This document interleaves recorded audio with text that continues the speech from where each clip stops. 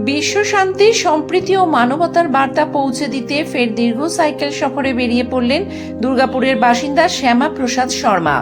রবিবার সকালে দুর্গাপুরের সিটি সেন্টারে অনুষ্ঠানের মধ্য দিয়ে তার রাজস্থানে যাত্রার সূচনা হয়। জাতীয় পতাকা হাতে তুলে দিয়ে এবং শুভেচ্ছা জানিয়ে এই বিশেষ অভিযানের উদ্বোধন করেন দুর্গাপুর পশ্চিমের বিধায়ক লক্ষণ চন্দ্র ঘরুই। এদিনে অনুষ্ঠানে উপস্থিত ছিলেন বিজেপির মুখপাত্র সুমন্ত মণ্ডল সহ দলের একাধিক নেতা কর্মী এবং এলাকার বিশিষ্ট ব্যক্তিরা।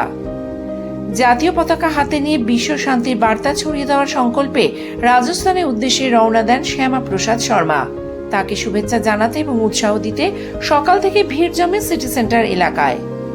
শ্যামা প্রসাদ শর্মা জানান, আমার ইচ্ছা আছে আমাদের মাননীয় যে বিধায়ক যে লক্ষণ ঘড়ি মহাশয়, উনি আমাকে হেল্প করছেন যাতে আমি আমাদের মাননীয় যে আমাদের মুখ্যমন্ত্রী শুভেন্দু অধিকারী তার সাথে আমি যদি দেখা করতে পারি আমি নিজেকে মনে করব ভাগ্যবান।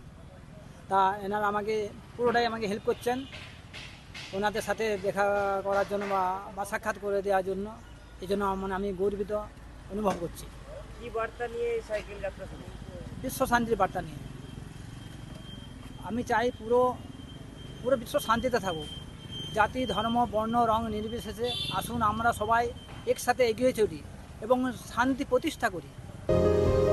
এই প্রসঙ্গে লক্ষণ চন্দ্র ঘরুই বলেন, আজ শ্যামাপ্রসাদ শর্মা আজকে সাইকেল নিয়ে রাজস্থানের উদ্দেশ্যে রওনা দিচ্ছেন কিন্তু বিশ্ব শান্তির জন্য।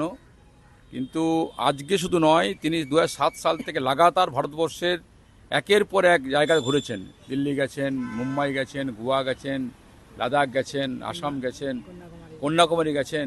এই দুর্গাপুরের গর্ব।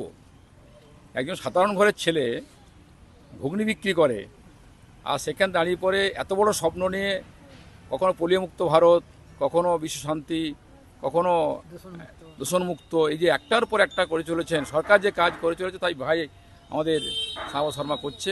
তা আমরা গর্বিত এরকম একজন আমাদের যুবককে পেয়েছি। তার বিশ্বের অশান্ত পরিস্থিতির মধ্যে শান্তি, ভ্রাতৃত্ববোধ এবং মানবিকতার বার্তা নিয়ে এক সাধারণ মানুষের এই অসাধারণ যাত্রা ইতিমধ্যেই কৌতূহল ও প্রশংসা কুড়িয়েছে। জাতীয় পতাকা হাতে দুর্গাপুর থেকে রাজস্থানের পথে তাঁর এই সাইকেল অভিযান যে বহু মানুষের কাছে অনুপ্রেরণার উৎস হয়ে উঠবে সে ব্যাপারে আশাবাদী সকলেই।